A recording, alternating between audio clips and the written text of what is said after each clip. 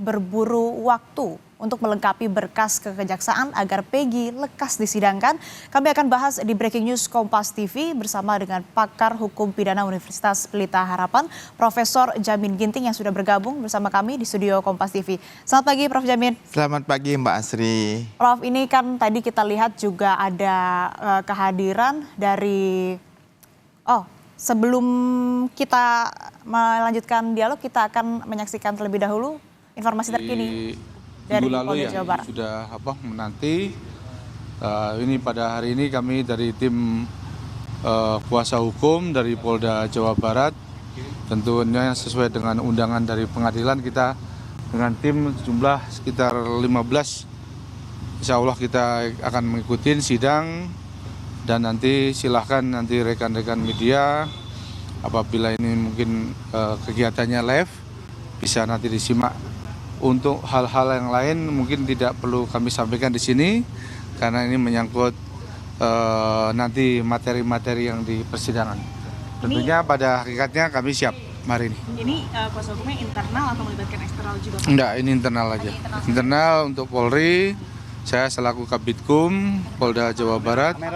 Oh iya, selaku Kabitkum Polda Jabar itu kami yang mengetuai. Mungkin itu aja. Agenda hari pertama apa ya Pak ya? Untuk agenda hari pertama ini membacakan untuk dari pemohon dan kita memberikan jawabannya. Itu aja. Jadi nanti dilaksanakan kurang lebih dari 7 hari. Nah, nanti biasanya nanti Hakim Tunggal yang nanti akan menyampaikan rondonnya atau jadwalnya. Mungkin izin Pak, kemarin kan banyak polemik gitu dan asumsi. Bisa diluruskan Pak, agenda apa sebenarnya yang menghalangi teman-teman untuk datang pada Pak? Oh, sebetulnya itu kita juga ada jadwal peradilan yang dari Polres lain, Mas. Ada kegiatan yang sama dengan pengadilan seperti di Jakarta Selatan, kita juga mewakili dari Polres Sukabumi ada gugatan pra-peradilan, kemudian dari Indramayu, ya kan? Dari Indramayu juga ada, kemudian dari Subang, itu yang Subang juga ada pra-peradilan terkait dengan kecelakaan yang mengakibatkan 12 korban, yang kalau salah 10 korban. Itu aja. Jadi semuanya kita menghadiri dari pengadilan-pengadilan yang ada. Begitu padatnya, tapi insya Allah hari ini kita bisa melaksanakan itu aja. Makasih. Udah, makasih.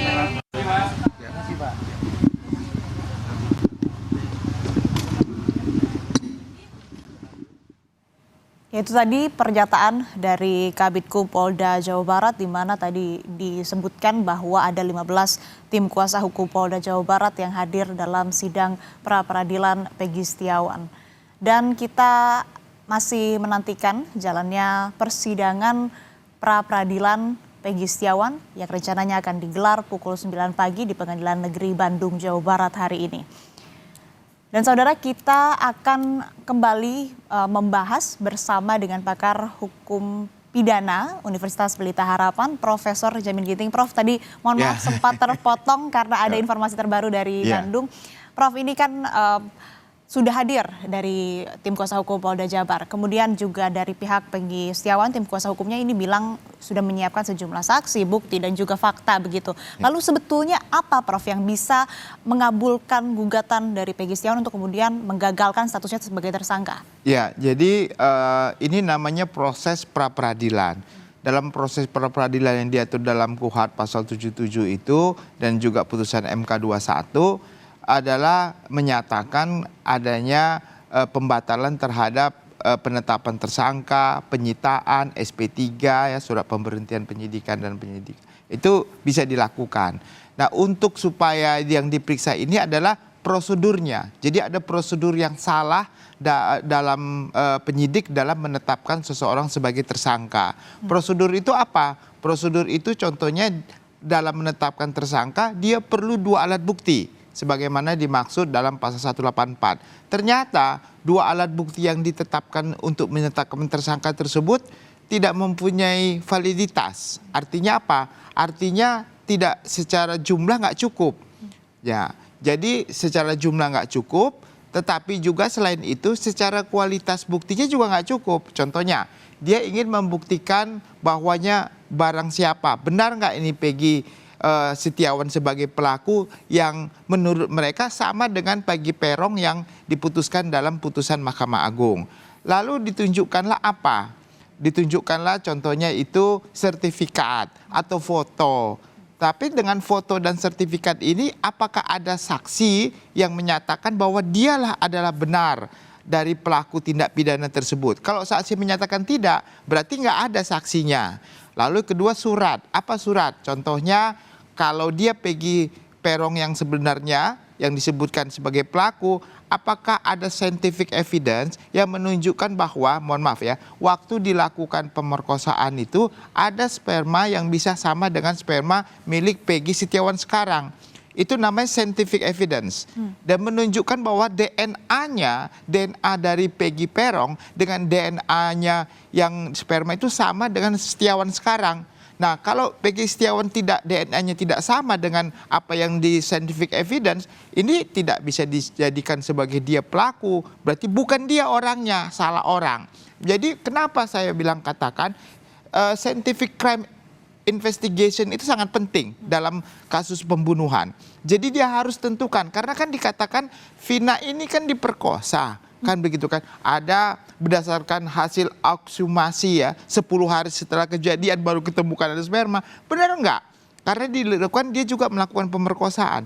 Ada enggak spermanya? Kalau enggak ada, berarti tidak terbukti selama ini kalau dia melakukan pemerkosaan. Dan dia bukan orang Peggy Setiawan, ya bukan pelaku.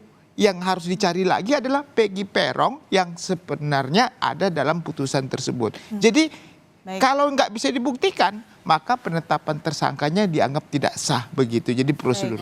Baik Prof, kita jeda sejenak, ini kita akan menyaksikan pernyataan terkini dari kuasa hukum di Pengadilan Negeri Bandung. Belum. Agendanya belum. Ahli pasti kami akan ajukan, pasti. Kami pastikan itu. Kira-kira seperti itu ya. Oke. Oke. Thank you. Clear ya. Oke. Masih ya, Siapa? Iya makanya. Udah dari minggu lalu. Semua iya makanya. Ya Prof, artinya kan tadi harus ada scientific evidence begitu yang memang harus dipenuhi oleh para penyidik untuk kemudian menetapkan satu tersangka. Kalau memang itu terbukti tidak ada dan dari kuasa hukum Peggy Setiawan bisa membuktikan scientific evidence itu tidak ada, artinya kan memang dari tim kuasa hukum Polda Jawa Barat ini harus bisa membuktikan ataupun juga menyanggah keraguan dari tim kuasa hukum Peggy Setiawan. Nah itu seperti apa? Tapi sebentar Prof Jamin, kita akan bahas usai jeda. Tetap bersama kami.